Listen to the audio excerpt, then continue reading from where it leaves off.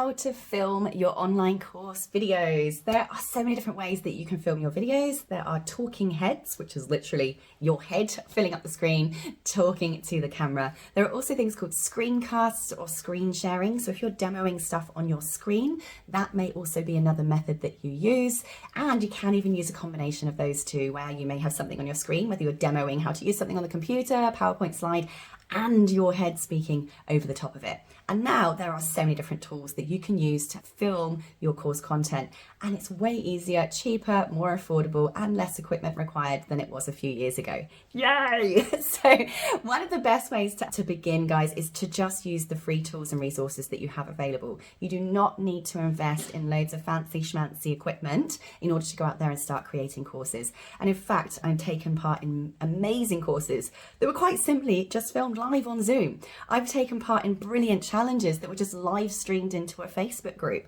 It's less about the quality of the actual production than it is about the quality of the content that you're teaching. People aren't coming to your videos to assess how many pixels there are in your retina on the screen. They're coming for the content that you're teaching and the results that you're going to get for them. So one way to start is simply using your mobile phone.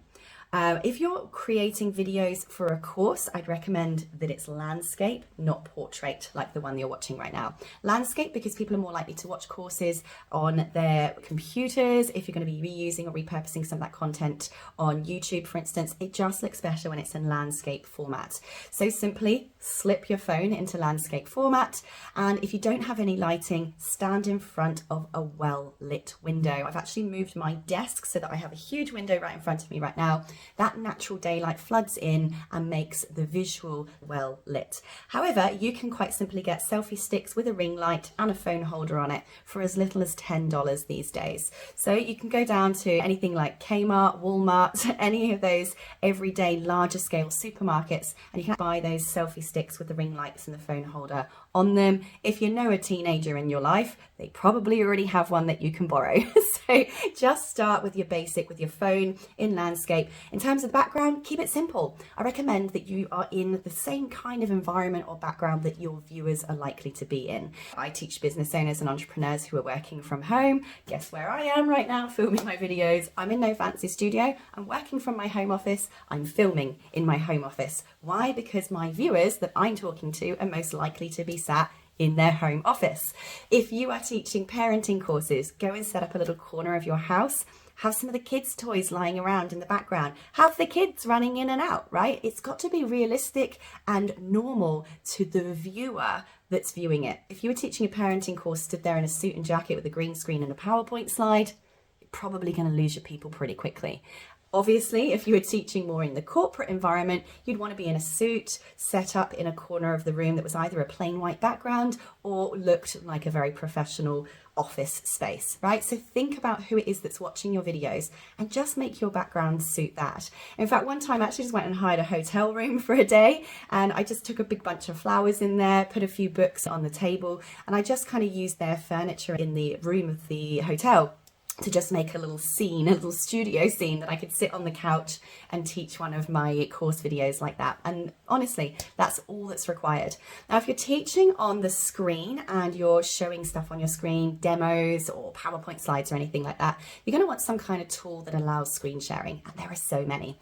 So your free ones that you can use, quite simply, Zoom. Zoom allows you to have your camera on and share your screen at the same time. Simply press record as you're doing your training and boom, you have yourself a tutorial video. One thing I will say about Zoom is that the quality output is not very good. You're a tiny little head in the corner and that visual isn't amazing. But if your content is, that's what you all need to focus on. And I'd recommend do not delay getting your content out there. Put it out there as the beta version. Put it out there as version 1, see what people say, what feedback you get, and then refilm it once you've had more feedback in a more quality manner. Get version 1 out as soon as possible. Please don't sit back and wait. Do that when I've got fancy equipment or fancy software. Just get it out there with something like Zoom right now. It's the only way you're going to get feedback from people and know what the actual version needs to be later on.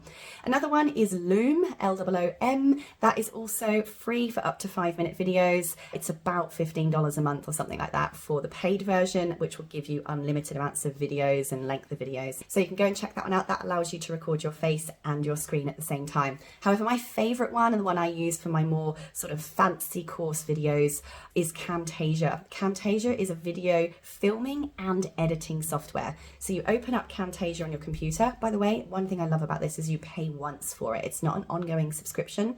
You buy it once, you can download it on 2 devices. And basically you have that platform for good.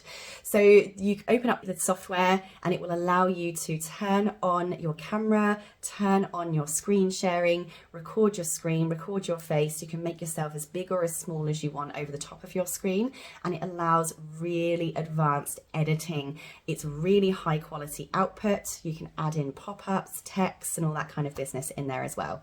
And just one for luck, if you're doing live streaming, then a tool I'd recommend is called StreamYard. StreamYard actually allows you to multi-stream across different platforms all at the same time.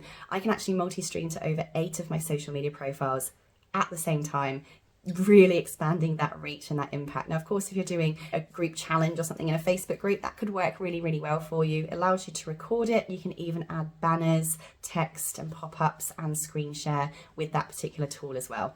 Don't think that you have to go through perfect Hollywood production mode when it comes to creating good videos for online courses that can make you a huge amount of money. People are coming for the results, for the skills, and for the knowledge that the course is promising, and you must get version 1 out as soon as you can. If you want more tips on how to film, edit, and produce your own online course, shoot me a DM, click in the clicky bits, and I'll see you there.